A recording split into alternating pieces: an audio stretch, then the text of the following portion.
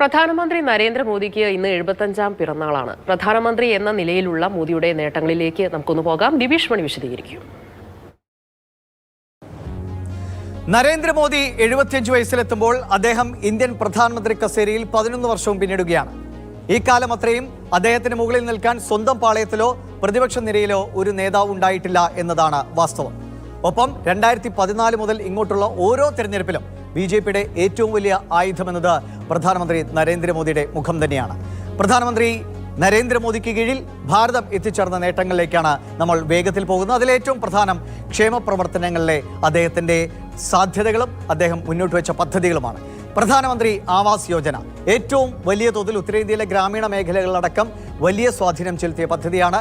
ഏകദേശം 4 കോടിയിലേറെ പേർക്കാണ് പ്രധാനമന്ത്രി ആവാസ് യോജനയിലൂടെ വീടുകൾ നിർമ്മിച്ചു നൽകിയത്. ഒപ്പം സ്വച്ഛ് ഭാരത് മിഷനിലൂടെ 12 കോടി ശൗചാലയങ്ങൾ നിർമ്മിച്ചു നൽകാൻ കഴിഞ്ഞു.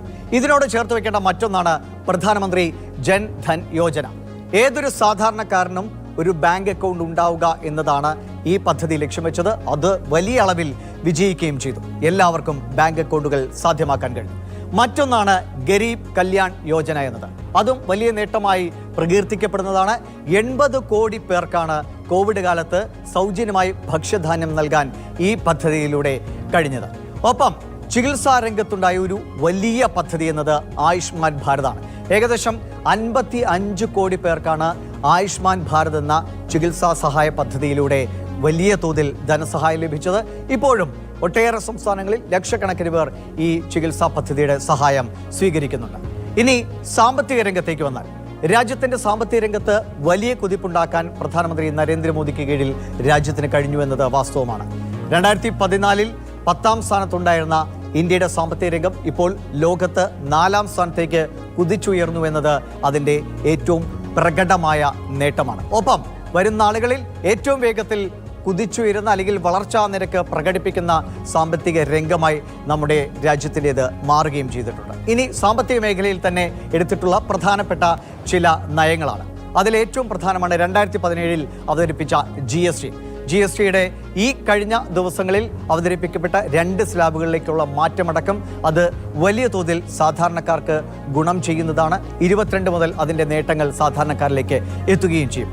ഇതിനോടൊപ്പം തന്നെ ചേർത്ത് വയ്ക്കാവുന്നതാണ് നികുതി ഘടനയിൽ ഉണ്ടായിട്ടുള്ള മാറ്റങ്ങൾ. പടിപടിയായി കൊണ്ടുവന്ന മാറ്റങ്ങൾ കഴിഞ്ഞ വർഷത്തെ വലിയൊരു മാറ്റത്തോടുകൂടി അത് കൂടുതൽ ജനപ്രിയമായി. പ്രത്യേകിച്ചും 12 ലക്ഷം രൂപ വരെ നികുതി ഇളവ് എന്ന തീരുമാനം വലിയ തോതിൽ സാധാരണക്കാരെയും ഇടത്തരക്കാരെയും സ്വാധീനിക്കുന്ന ഒന്നായി. ഒപ്പം സാങ്കേതികമായി നമ്മൾ നേടിയെടുത്ത വലിയൊരു നേട്ടമായിരുന്നു UPI എന്ന ഒരു സാമ്പത്തിക സേവനം.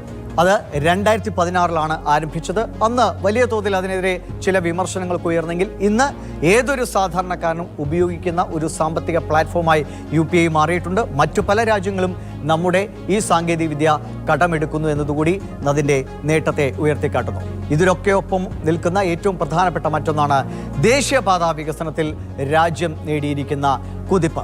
2013 91,000 കിലോമീറ്റർ ആയിരുന്നു നമ്മുടെ ദേശീയപാതയുടെ നീളമെങ്കിൽ ഇപ്പോൾ അത് 1,46,000 കിലോമീറ്റർ എന്നതാണ്. കഴിഞ്ഞ 5 വർഷത്തിൽ മാത്രം 3,600 കിലോമീറ്റർ അതിവേഗ ഇടനാഴികൾ നിർമ്മിക്കാൻ കഴിഞ്ഞു എന്നത് ദേശീയപാതാ വികസനത്തിലെ വലിയ കുതിപ്പ് പ്രകടമാക്കുന്നു. ഒപ്പം റെയിൽവേയിലുണ്ടായ സമൂലമായ മാറ്റം. അതിൽ 2019 വന്ദേ ഭാരത് വന്നതോടുകൂടി ഇന്ത്യൻ റെയിൽവേയുടെ ഒരു ആധുനിക മുഖമാണ് നമ്മൾ കണ്ടത്. ഇനി വന്ദേ ഭാരത് സ്ലീപ്പർ വേർഷനുകളടക്കം അടുത്ത മാസങ്ങളിൽ ഇറങ്ങുന്നതോടുകൂടി റെയിൽവേയുടെ ആ കുതിപ്പ് തുടരുന്ന കാഴ്ച നമുക്ക് കാണാൻ കഴിയും. സൗരോർജ്ജ ഉൽപ്പാദനത്തിൽ ലോകത്ത് 3ാം സ്ഥാനത്ത് നമ്മുടെ രാജ്യമുണ്ട്. ഇനി പ്രധാനമന്ത്രി തന്നെ മുന്നോട്ട് വെച്ച അദ്ദേഹത്തിൻ്റെ ചില സ്വപ്ന പദ്ധതികളെക്കുറിച്ച് കൂടിയാണ്. മേക്ക് ഇൻ ഇന്ത്യ എന്നത്. അത് നരേന്ദ്രമോദിയുടെ ഏറ്റവും പ്രധാനപ്പെട്ട ഒരു പദ്ധതിയായിരുന്നു. 2014 അദ്ദേഹം തുടക്കം കുറിച്ചതാണ്. രാജ്യത്തെ സ്വയം പര്യാപ്തതയിലേക്ക് എത്തിക്കുക, രാജ്യത്ത് നിർമ്മാണ പ്രവർത്തനങ്ങൾ കൂടുതലായി ഉയർത്തിക്കൊണ്ടുവരിക എന്നായിരുന്നു ലക്ഷ്യം. അതിൻ്റെ തുടർച്ച എന്ന വണ്ണം 2020 ആത്മനിർഭർ ഭാരത് കൂടി കണ്ടു. അതും രാജ്യത്തെ കൂടുതൽ വേഗത്തിൽ സ്വയം പര്യാപ്തതയിലേക്ക് ഓരോ മേഖലയിലും എത്തിക്കാനുള്ള ഒരു പ്രചോദനമായി മാറിയ പദ്ധതിയാണ്. ഇനി മറ്റൊരു നേട്ടം നയതന്ത്ര ബന്ധങ്ങളിൽ ഇന്ത്യ ഉണ്ടാക്കിയ വലിയ മുന്നേറ്റമാണ്. അതിൽ ഒരു പ്രധാനപ്പെട്ട ഇവന്റ് എന്നത് G20 ഉച്ചകോടിയാണ്. G20 ഉച്ചകോടിക്ക് ഇന്ത്യ വേദിയായത് ഒരു ലോക നേതാവ് എന്ന നിലയിൽ പ്രധാനമന്ത്രി നരേന്ദ്രമോദിയുടെ വളർച്ചയും രാജ്യത്തിൻ്റെ വളർച്ചയും സൂചിപ്പിക്കുന്നതാണ്. ആ ഒരു സ്വാധീനം നേടിയെടുക്കാൻ നരേന്ദ്രമോദിക്ക് കഴിഞ്ഞിട്ടുണ്ട്. ഒപ്പം ഭീകരതയ്ക്കെതിരായ വിട്ടുവീഴ്ചയില്ലാത്ത നിലപാട് പ്രധാനമന്ത്രി നരേന്ദ്രമോദി എപ്പോഴും വ്യക്തമാക്കിയിരുന്നു. അതിന് അത്തരത്തിലുണ്ടായ അനിഷ്ട സംഭവങ്ങൾക്ക് മേൽ ഏത് രീതിയിലുള്ള പ്രതികരണമാണ്, അല്ലെങ്കിൽ ഇന്ത്യയുടെ ഒരു നയമാറ്റം തന്നെ പ്രകടമാക്കിയ സംഭവം 2016 സർജിക്കൽ സ്ട്രൈക്ക് മുതൽ നമ്മൾ കാണുന്നതാണ്. ഏറ്റവും ഒടുവിൽ ഓപ്പറേഷൻ സിന്ദൂറിൽ എത്തി നിൽക്കുന്നു ഭീകരതയ്ക്കെതിരായ ഇന്ത്യയുടെ പോരാട്ടം. അത് ഒരു പുതിയ ഇന്ത്യയെ മുന്നോട്ട് വയ്ക്കുന്നു എന്നത് തന്നെയായിരുന്നു ഓപ്പറേഷൻ സിന്ദൂർ ലോകത്തിന് കാണിച്ചു കൊടുത്തത്. ഒപ്പം പ്രധാനമന്ത്രി നരേന്ദ്രമോദിയുടെ ഏറ്റവും വലിയ രാഷ്ട്രീയ നേട്ടമായി കരുതുന്ന ഒന്നാണ് 370 അനുച്ഛേദം റദ്ദ് ചെയ്തത്.